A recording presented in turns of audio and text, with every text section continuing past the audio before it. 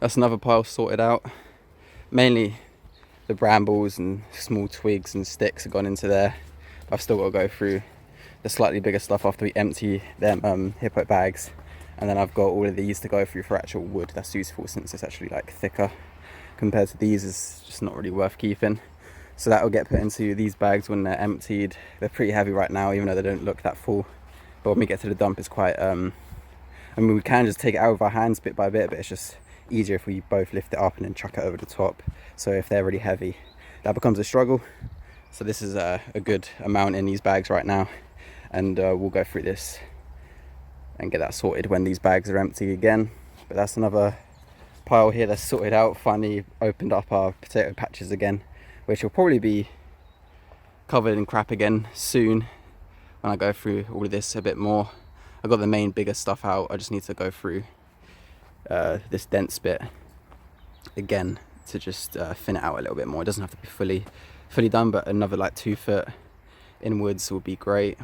Just had another session on this, since I said before when there was quite a raised bit in the middle that actually was a lot more dirt than I was expecting. So I've done about another 10 barrelfuls, wheeling it up there, wheeling it down there, which is a lot of effort. I could do smaller barrels, but then it's like, do I want to go back and forth constantly with smaller amounts, or do I want to fill it up in a big bit and just struggle? Which I just chose to do that, so I have to do less trips up and down. But I've probably done about 10, I've filled up again just from taking out this middle bit. But of course, taking out that middle bit and making it more flat has now lifted up this back bit, and I've got another platform to take out, so there's about that much left. It'll still be on a slight slope, but after I take out this bit here at the back, which will probably be like another 10 barrels, it will be finally ready to be put, well, be ready for me to put these raised beds on. We just need to order another 2 lots, which is either 6 doubles, or what we're going to do is 2 more singles that will go down near the front of the house, and then that will leave 5 doubles that we can put up here, which will include in that one will make 6. So I'll have 3 here, 3 at the back, and then the other the other 2 singles that will be left over from that can go in between these 2 here, and I'm gonna have them lengthways.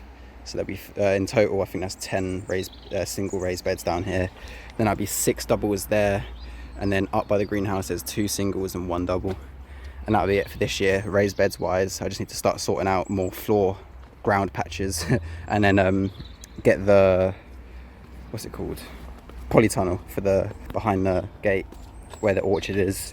I need to level out that ground as well, because I've just put down a load of soil down there from that bit I dug out that I was just showing at the start of the video. But soon the raised bed saga will be complete.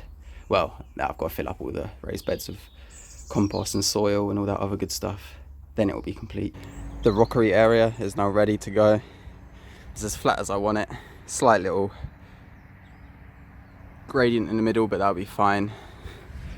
Got the 1 raised bed here ready to go. Just ordered another lot so I could have 6 here. So after I do this video, I'm just gonna move that one up into the back left corner and just check out how it's all gonna fit in, and then I can get some wood chips to put in between it and start putting rocks around it. But I'll wait until I get them all in place to start dotting the rocks about, and then I can actually move on to this bit. And actually I'll probably just start, what I'll do is I'll probably put the rocks around the border how I want them, and then before I add any more else, I'm going to start from the bottom basically, which is here where the rockery area will start, and I'll have all the rocks coming up, and then I'll sort of work out what I want to do with the rest of it. And then here's basically the rest of the soil that wasn't either put in the raised beds or in my boxing area. I mean, it doesn't even look like that much, but this slopes down harshly, so this is built up a lot more than it looks. But I'm gonna have to rake this out and try and level out this slope a bit more. Obviously I'm not gonna be able to fully level it, but enough so we can put a, why do I always forget the name of this thing? I've honestly just sat here in silence for the past 30 seconds. I'm gonna edit that bit out. It's gonna cut to this bit of thinking what that thing is called, and I just cannot think of it. It's ridiculous. It begins with a P, I'm pretty sure. But yeah, I'm gonna level out this area for the thing that I can't remember that we're getting, which is gonna go here. And I've just remembered it. It's called a polytunnel. Every time, I don't know how I forget this. It's not even like a hard word to remember.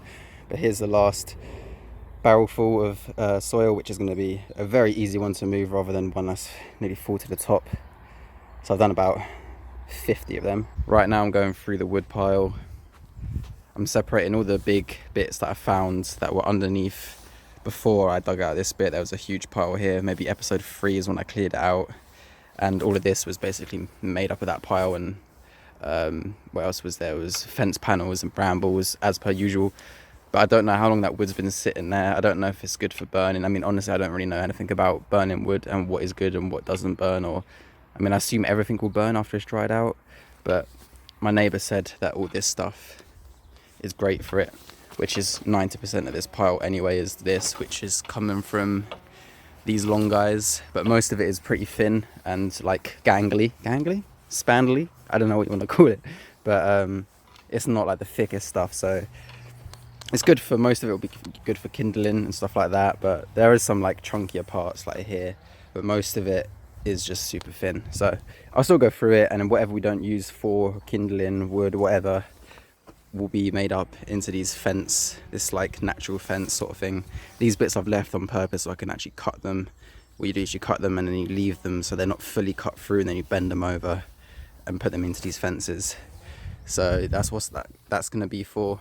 And then the bigger bits we'll actually use for firewood, or the thin bits we'll use for kindling. But anything that's too thin will go up into the natural fence. I've got all these wood chips ready to fill up this area. I don't know if I'm going to do this, but yeah, just in case we put some other stuff on top of it, it's better just to work around it whilst the raised beds are placed down.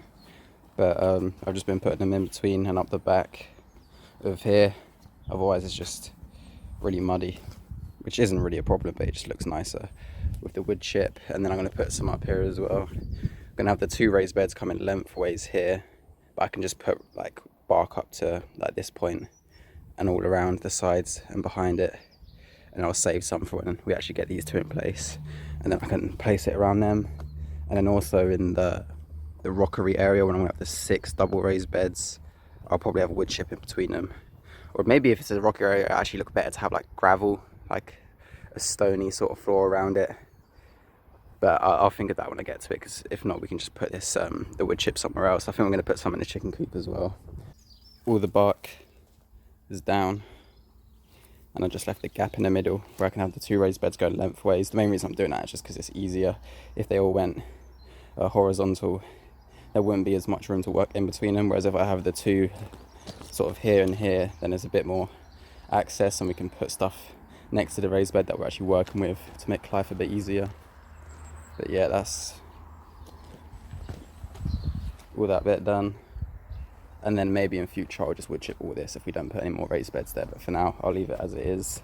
And what I've been doing is moving all these type of rocks from here or down there. Actually, to be honest, over the whole garden there's these massive rocks, all the smaller ones just dotted about, and I'm going to use them for my rockery area, so hopefully I don't have to buy any. I can just use all the ones that were from the garden, and then it will have the same aesthetic as the rest of the garden. But there's some I moved there. I'm going to carry on doing more of that. And the other day I just put in a load of compost into here to work out how much compost I'm going to need to add to these beds. Obviously you don't do pure compost, you mix it in with soil. So I've just been trying to work out how much I'm going to have to do, but I'm going to dig a lot of this out because I want to put in some other compost that we're actually getting in bulk from another company. But I'll just add this to like the flower area over there. So I'm going to dig this out, and then I'm going to move this back. I'm going to start building up a rock wall here at the back, and then along the sides as well. So I need to add a lot more soil to the raised beds around the garden, and I moved all that soil from here in the wheelbarrow up behind the orchard. So now that's going to be annoying to wheel all that back out. Well, not obviously all of it, barely any of it, but still a decent amount. It's kind of annoying to have to wheel it back out and then add it to the raised beds, because I thought I could add more compost, but my ratios are a bit off. So yeah, I'm going to need more soil. But again, this always looks deceiving. You think, oh, I've only got to dig out a little bit. You dig it out and it ends up leaving you loads of soil. So hopefully I won't have to wheel too much out of the orchard area, because it just feels like you're backtracking. But either way, it will have to be done. That has been added to there and to there. I'm going to get back onto the rocks, and I'll just quickly go and show you where my mum has just planted, I think 10 raspberry bushes. There's some more rocks I can use falling down from the previous wall, which at some point we'll have to build up. So it could be a waste of time if I have to bring up rocks from other places. But once again, they're all over the garden, even where there's no walls present. There just happens to be big piles of rocks for some reason. But here they are, just looking like someone's just planted a bunch of sticks in the ground. But don't you worry, they'll be giving us raspberries in no time. And there's that big old pile, some of which I'm going to have to wheel out of here, thus making me a pissed off person for wheeling it all down here in the first place. And I still need to dig out the third area of this bit. It says there's one half, there's like another half, and then I want a third one sort of here, still leaving the space to walk around, and that'll be our potato area. I mean, there might be more areas for potatoes as well, since it's just like the main thing that we need to grow and to last us as long as we can.